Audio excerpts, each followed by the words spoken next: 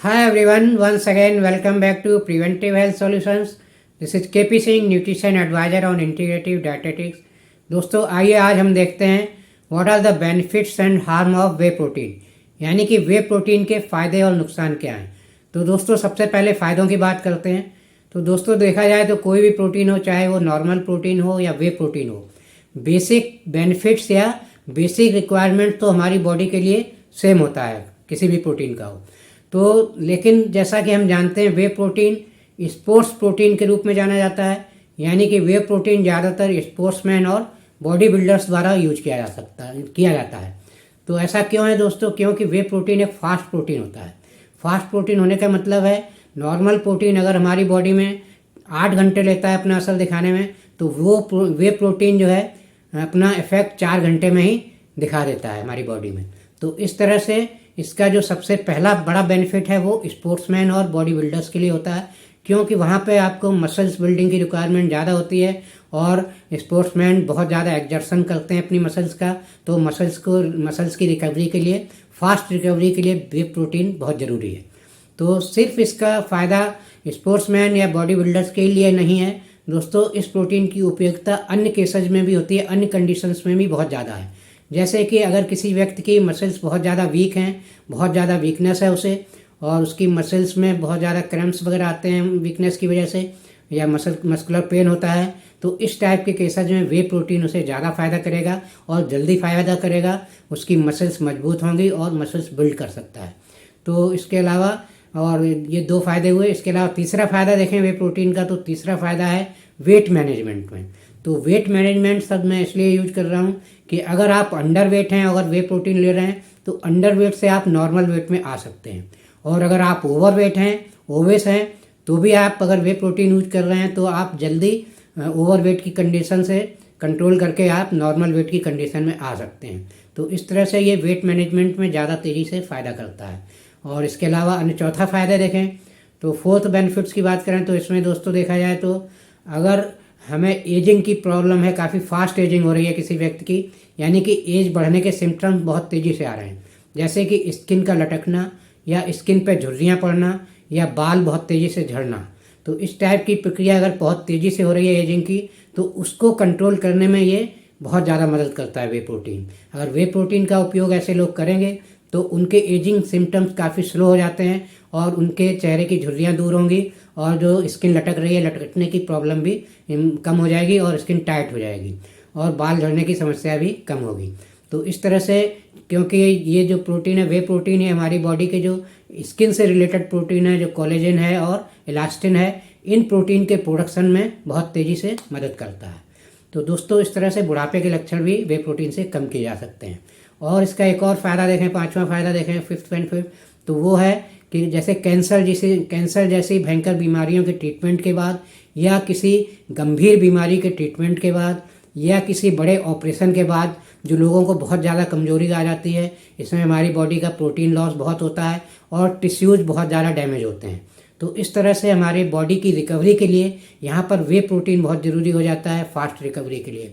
तो इस टाइप की गंभीर बीमारी या ऑपरेशंस के बाद वे प्रोटीन यूज करना चाहिए। इससे आपकी बॉडी बहुत तेज़ी से रिकवर करेगी और आप पुरानी हेल्थ गेन कर सकते हैं काफ़ी कम समय में।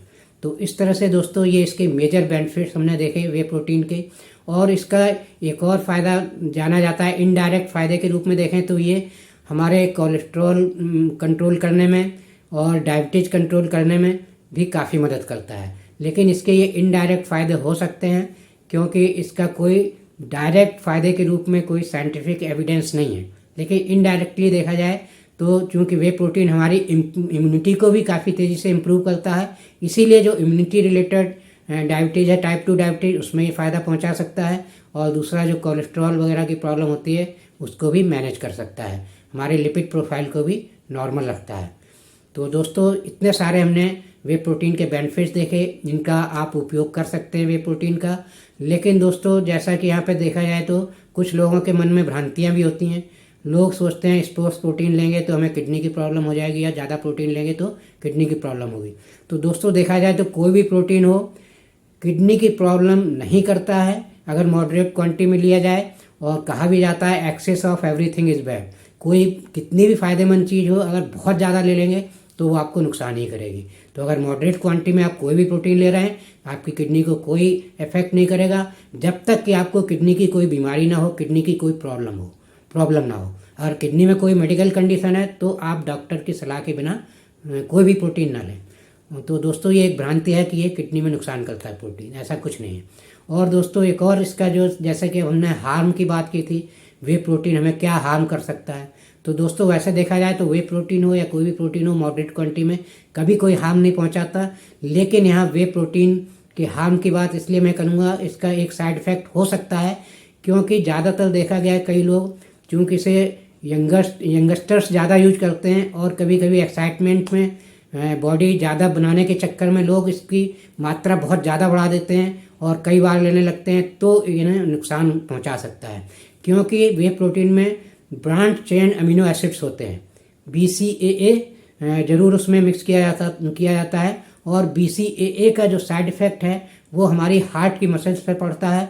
हार्ट इनलार्जमेंट की प्रॉब्लम हो सकती है अगर आप वे प्रोटीन यानी कि BCAA बहुत ज़्यादा मात्रा में कंज्यूम कर रहे हैं। और देखा गया है कि अगर वे प्रोटीन को आप सोते समय लेंगे, डिनर के बाद लेते हैं, तो रात में से नहीं लेना चाहिए। अगर ऐसा करेंगे तो ये आपके हार्ट को नुकसान पहुंचा सकता है। हार्ट में इनलार्जमेंट की प्रॉब्लम हो सकती है BCAA के कारण, ब्रांच चेन अमीनो एसिड्स के कारण, उनकी अधिकता के कारण। जबकि मॉडरेट क्वांटिटी में ऐसा कुछ नहीं होगा, लेकिन अगर बहुत ज़्यादा अधिक यूज कर रहे हैं और रात में यूज कर रहे हैं तो इस टाइप का ड्रॉबैक आपको मिल सकता है इस प्रोटीन का, और आपकी हार्ट हेल्थ को नुकसान पहुंचा सकता है।